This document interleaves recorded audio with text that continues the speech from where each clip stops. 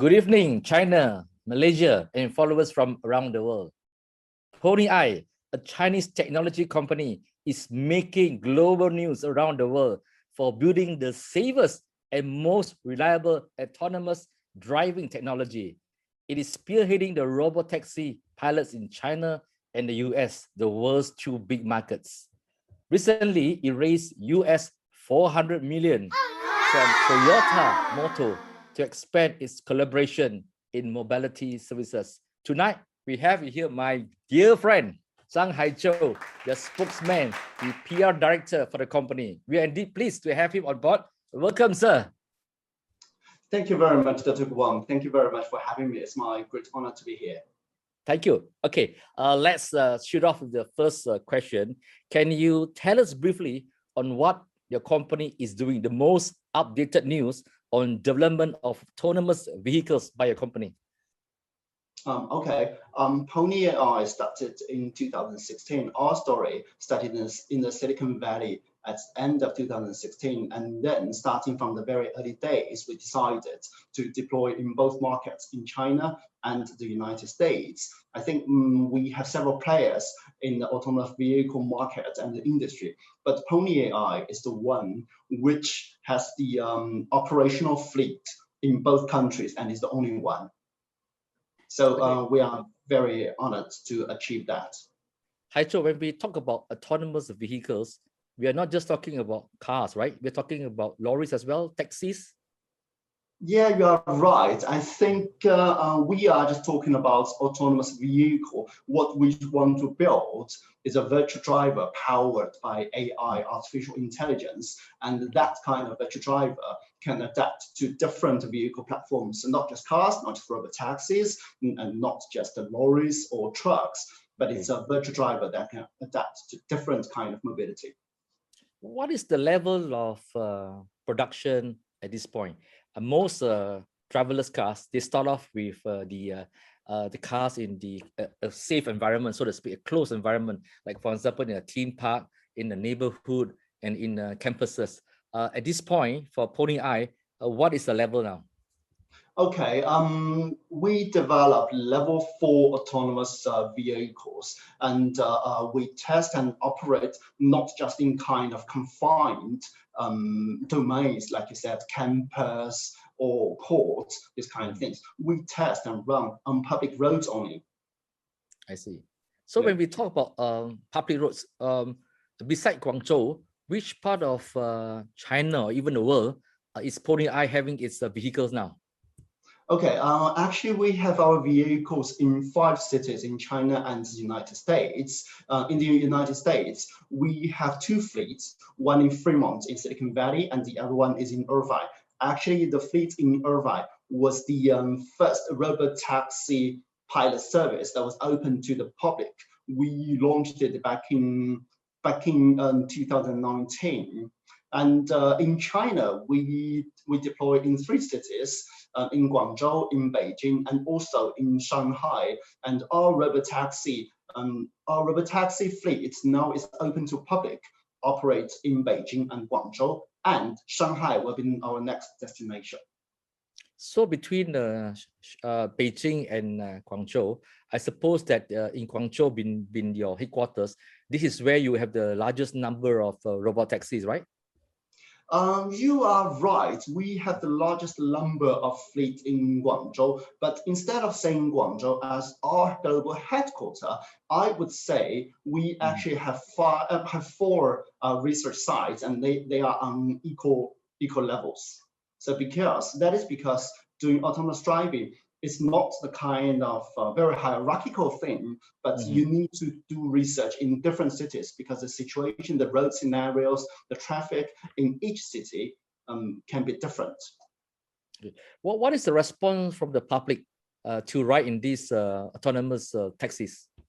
Okay, since day one, we launched our robotaxi service back in 2019. We already had more than 220,000 orders finished. I think in China, the general attitude of the public is they are getting more and more interested and curious about this kind of future mobility, and more people are coming to Beijing and coming to Guangzhou to try our service. So that is what we see, especially over the last year. We saw rising public interest in autonomous driving and in robotaxi and in Pony.ai.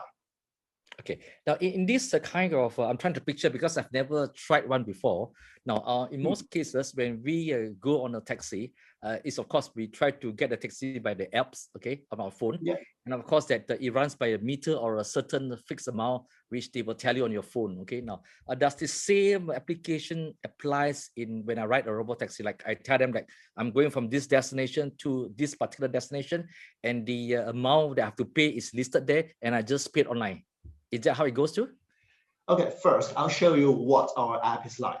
So this is our app. I can give you a picture later.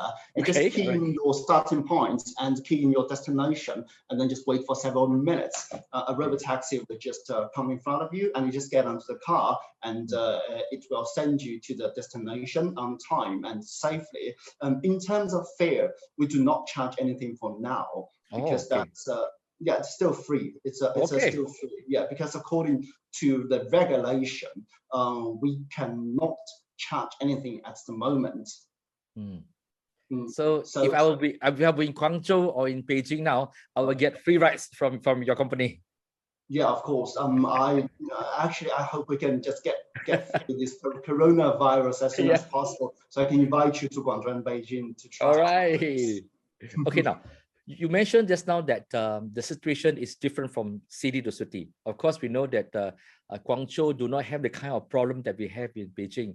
We have this smoke problem, the haze, the pollution, and of course, there's no snow in Guangzhou. Would these kind of conditions, weather conditions, are the challenges faced by these cars? Weather is one of the most important challenges we had over the years. You are absolutely right that you never see any snow in Guangzhou, but we have it in Beijing. And the rains, Beijing doesn't rain that much, but Guangzhou rains a lot. Actually, in the first 500 days of our robotaxi in Guangzhou, we have more than 200 days of raining days. So that was a big challenge. That was a big challenge at the very early days, but nowadays I think we can overcome this challenge very easily. It is. I read somewhere that it is said that the problem faced by these autonomous vehicles is that it is the human beings, the ones driven by human beings. That's the problem for these autonomous cars, because that it's unpredictable human behavior, poor judgment that causes accidents, and these autonomous cars has got to predict this car driven by human beings. Is that the reason? I think through our tests, we do think that technology makes mobility safer. You are right. Autonomous cars, it doesn't get drunk to drive. It will always follow the traffic rules strictly. It doesn't overspeed. And in terms, you said prediction. In autonomous driving business, prediction is a very important part. It does need to predict everyone in the road, what is happening ahead. So we predict based on big data. So I think that is quite reliable. And actually, we have more than 200 autonomous vehicles in China and the United States. We have driven for more than 5 million kilometers all safely. These vehicles, are they electric vehicles, or are they on a hybrid model? We use many hybrid cars, but we are increasingly using more electric vehicles for sure, because you know that this is a trend of the automotive industry. So I think there are two trends in automotive industry. One is electrical, going electrical, and the other one is vehicles will become smarter and smarter, and we are in the industry to turn the vehicles smarter. Okay, now these vehicles, when they run out of petrol or they run out of electricity, do they go back to their base, or they have to get it reloaded somewhere along the way? It can reload along the way. Actually, what happens is I have to say that nowadays in each of our autonomous vehicle, we still have one safety operator inside because that's according to the regulation and legal rules in China and in certain parts of the United States we operate. So that if that case, running out of petrol happens, what the operator will do is we'll just tell the car, set the car to go to the nearest petrol station, and then it will just drive itself to that destination. Okay, you know that in around the world, in many cases, whenever there's an accident, it is quite normal for somebody, the aggrieved victim, to get out from the car and start having an argument. Okay, sometimes they wait for the police to come and solve the problem, or they get someone to tow away the car. So if I'm driving a car and I've knocked into a autonomous vehicle, what happens? I can't predict that because we still don't have any accidents for now yet. But we have our procedures. Okay. Now, we have talked about robot taxis. Okay. I know that your company has moved on to lorries. Can you tell me a bit about that? Oh, sure. I think starting from day one, Pony.ai believes that we want to use technology to transform mobility. So mobility is not just about moving people around, but also moving goods around. Starting from several years ago, we started to develop our autonomous driving lorries or trucks. And nowadays, our trucks is operating in certain parts of China. So just doing the kind of delivery business. Okay. Does your company have in mind a certain date or a certain target as to when would these vehicles be made available to the public? Like I want to buy one. Okay. How long do I have to wait? When would I actually see it be made available to the public? We never predict anything that is quite any certain date, but I believe that technology develops faster than you can imagine. You are right that we do want to develop the kind of ready cars for consumers, but nowadays we need to overcome one big challenge is to develop automotive grade autonomous driving vehicles. And because if you see our autonomous driving vehicles, I'm talking about the robotaxi, you still see it has the kind of sensors on its top, so that's quite big. But the technology is becoming the sensors smaller and smaller and making the cars and the equipment more integrated. I'm not predicting any dates, but I think technology develops quite fast. You know, HaiZhou, beside weather, obviously in all countries, legislation is always an issue. Okay, bureaucrats make life difficult for everybody. They have so many rules and so many laws. Obviously, that when it comes to autonomous vehicles, there will always be rules that they have been set. Do you have this problem in China and in US? Of course, we need to face rules, but what I've seen over the past years is the governments in both countries are being very supportive to the development of autonomous driving. In the United States, for example, in certain states, they are already allowing the kind of driverless cars to operate. So that is a very big step forward in Arizona, for example. And in China, the government has realized that intelligent vehicles is very important, not just for the industry, but for the Chinese economy as a whole, because automotive industry can be a propeller that drives the growth for many industries on the supply chain. So the government has been very, very supportive. You know that it was just flashing across my mind because when we talk about lorries, vehicles, sometimes driving at night is always a difficult time. For lorry drivers, it's a judgment. Of course, some lorry drivers actually love to drive at night. They say it's much more safer, it's much more cooler, they can see better. But of course, for many drivers, for normal vehicles, driving at night can be pretty dangerous. Of course, when we have autonomous vehicles, it's much more safer, and you can actually transport goods, transport economic, almost round the clock. Now, your testing at this point, is it done daytime or even in the evening for the for this robot taxi at midnight, for example? In both, we actually test from early morning till very late in the evening. I think that is one strength. There are two strengths of autonomous driving. It doesn't get the virtual driver doesn't get tired, unlike human beings. And the second, no matter it's in the evening or it's in the daytime, it can see more clearer than human beings, because we don't just rely on cameras. We rely on the kind of three types of sensors: cameras, radars, and lidars. LiDAR is very important in this business. You know, these kind of cars, I presume that there are options. I can actually drive it myself, or I can just let it be driven autonomously. Is that correct? Theoretically speaking, yes, you are correct. But nowadays, when during our test, we just do the autonomous mode, just let it go on its own. Okay. Besides Pony.ai, I know that Pony.ai is getting global attention. It has managed to raise so much money, almost 500 million now. Okay, now, so everybody's talking about your company. How many competitors do we have in China that is also doing the same kind of autonomous technology?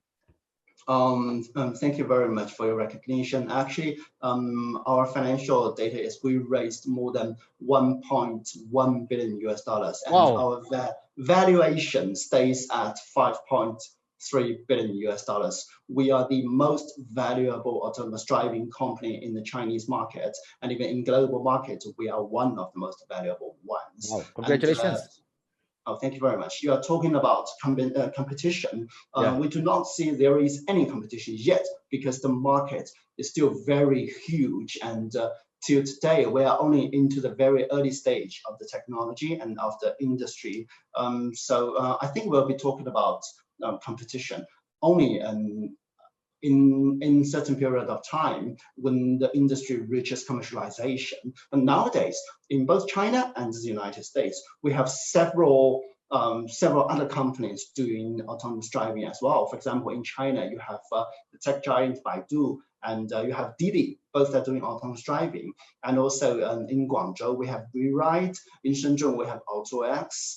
These all are very good tech companies. The leaders in China will be like 5 or 6. We are the kind of tier 1 autonomous driving company in the market. With this huge amount of money that has been raised, okay, the bulk of this money, where does it go to? Is it for research and development? Of course. Okay. And that I mean, look, these are really huge amount of money, and that it has gained a lot of attention. The US market and China markets are really the ones that really matters because of the huge number of consumers and affluent users now. Or is that the reason why you have 2 headquarters, one in Silicon Valley and one in Guangzhou? Yeah, we deploy in 2 markets because we think these are the most promising markets for autonomous mobility technology for several reasons. Of course, one is talent. You have huge amounts of talents in both China and the United States, and but that's never enough.